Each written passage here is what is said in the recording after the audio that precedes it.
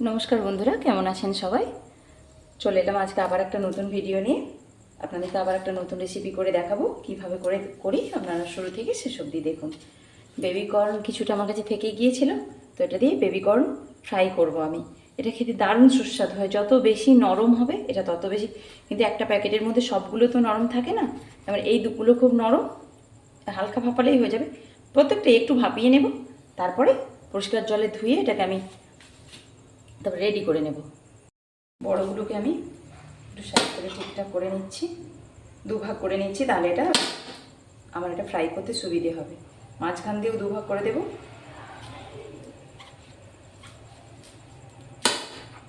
এটা কেটে গেল, এভাবে জলের মধ্যে এটা আমি রাখবো। এটা আর কাটবো না। এখানে আমি একটা পাত্রে জল নিয়েছি, মানে পাত্র বসিয়ে দিয়েছি। এবার তার মধ্যে আমি জল দিয়ে দেবো অল্প করে। এগুলো হালকা ভাপিয়ে নেব, তাহলে ফ্রাই হলে খুব সুন্দর নরম ভালো লাগবে। ওর মধ্যে পরিমাণ মতো লবণ দিয়ে দিচ্ছি। এখান থেকে ফ্রেশ জল থেকে এগুলো তুলে আমি ওর মধ্যে দিয়ে দিচ্ছি। এটা ফ্রাই বিকেলে স্ন্যাক্সের সাথে, চায়ের সাথে স্ন্যাক্স হিসেবে বা খুব ভালো লাগে খেতে। বাড়িতে যদি গেস্ট আসে বানিয়ে দেন তো খুব ভালো লাগবে। কর্নফ্লাওয়ারটা হালকা ভাপিয়ে আমি জল ঝরিয়ে তুলে নিয়েছি। এবার একে একে সব কিছু দিয়ে মেখে নেব। লবণটা সেদ্ধর সময় দিয়েছিলাম। এবার ওর মধ্যে আমি অল্প একটু চাট মশলা দিলাম, অল্প একটু কাশ্মীরি আর ঝাল লঙ্কার গুঁড়ো মিশিয়ে রেখেছি, ওটা একটু দিয়ে দেবো। আর দেব একটু কর্নফ্লাওয়ার, খুব বেশি দেবো না কর্নফ্লাওয়ারটা। কালারের জন্য অল্প একটু হলুদ দিলাম। এটাকে আমি ভালো করে মেখে রাখবো। একবার রাখতে হবে না বেশি সময়, মেখে করা যাবে চট করে।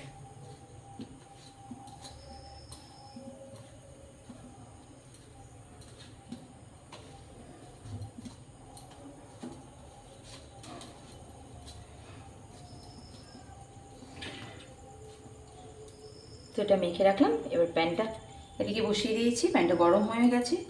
আমি ওর মধ্যে তেল দিয়ে দেব।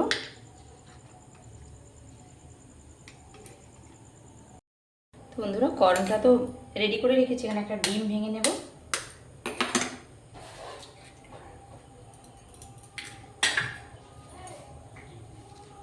স্বাদ মতো লবণ আর স্বাদ মতো লঙ্কার গুঁড়োটা দিয়ে দেবো।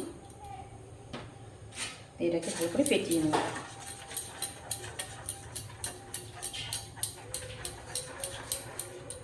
দিয়ে আমি ব্রেড ক্রাম্ব রেডি করে নিয়েছি। এটার মধ্যে দিয়ে আমি কোট করে ভাজবো। দেখো তেলটা গরম হয়ে গেছে আমার এখানে। এবার আমি একে একে এই মেখে রাখা কর্নগুলোকে ডিমে কোট করে, আপনারা ডবল কোট করতে পারেন, সিঙ্গেল কোটও করতে পারেন। আমি এই যে নেড়োগুলোর মধ্যে লাগিয়ে ভালো করে ভেজে নেব। আবারও একবার কোট করতে পারেন। আমি ডবল করে নিচ্ছি, আপনারাও করতে পারেন, সিঙ্গেল কোটেও ভাজতে পারেন। দিয়ে আমি তেলের মধ্যে একটা একটা করে দিয়ে দেব।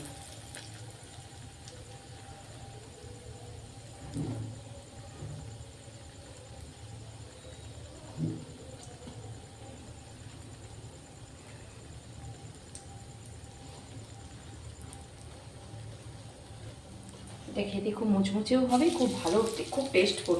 কারণ বেবি কর্নের একটা নিজস্ব স্বাদ আছে। এটাকে স্বাদ এবং এটা স্বাস্থ্যকর দুটোই। তো এটাকে খেতেও ভালো লাগে, খাওয়াটাও ভালো খুবই। বাড়িতে গেস্ট আসলে বা নিজেদের খাওয়ার জন্য আপনারা অবশ্যই বানিয়ে নিতে পারেন।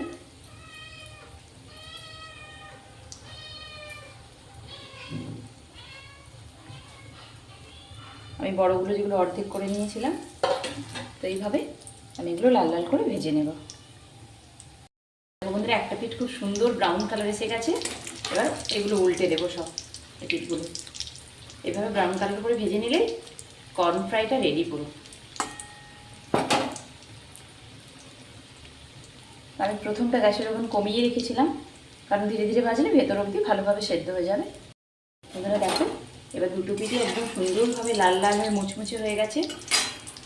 একটা টিস্যুর ওপরে যদি আপনারা এটা তুলে নেন তাহলে এক্সট্রা তেলটা টিস্যুটা টেনে নেবে।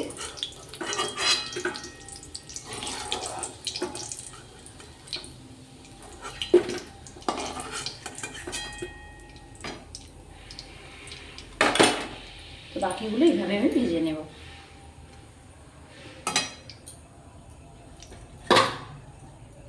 এভাবে ডিমে কুট করে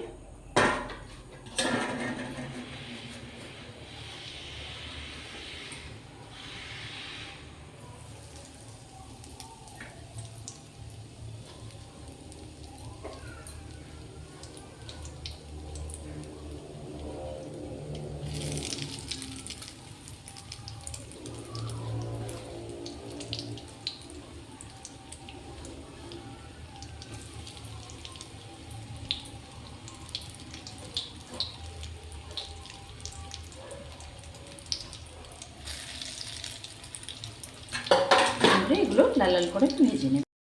এগুলো আমি লাল লাল করে সুন্দর করে ভেজে নিয়েছি এখন।